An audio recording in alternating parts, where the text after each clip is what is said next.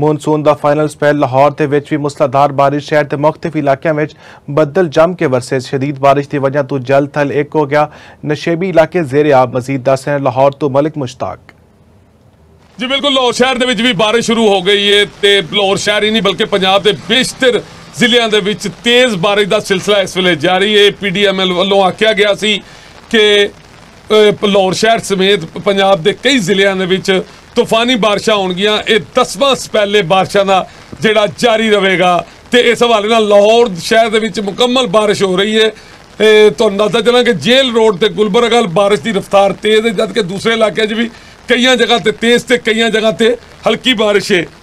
अहम गल है कि पीडीएम वालों आख्या गया कि आइंदा 24 घंटिया में पंजाब के बेशतर जिलों में शदीद तूफानी बारिशां होणगियां, जिहदे विच गुज़श्ता 24 घंटिया दे विच पंजाब के जिहड़े जिलिਆਂ ਨੂੰ चेक किया गया। उन्होंने विच मंगला जेलम 40, मरी 8, मुल्तान 4, बहावलपुर 3 ते लाहौर शेखुपुरा 2, मंडी बहाउद्दीन दे विच और नारोवाल 1 मिलीमीटर तक बारिश हुण तक रिकॉर्ड की गई है। इसके अलावा सियालकोट, साहिवाल, फैसलाबाद ते उकाड़ा भी बारिशों का सिलसिला जारी है।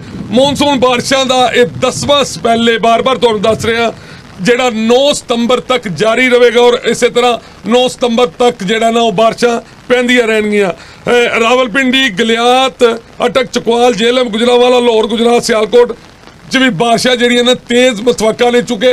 ਇਹ 9ਵਾਂ ਸਪੈਲ ਹੈ ਤੇ 9ਵਾਂ ਸਪੈਲ ਇਹੋ ਹੀ ਦੱਸਿਆ ਜਾ ਰਿਹਾ ਕਿ ਪਹਿਲੀਆਂ ਬਾਰਿਸ਼ਾਂ ਨਾਲੋਂ ਤੇਜ਼ ਤੇ ਤੂਫਾਨੀ ਬਾਰਿਸ਼ਾਂ ਆਉਣਗੀਆਂ। जी मलिक मुश्ताक, बहुत शुक्रिया।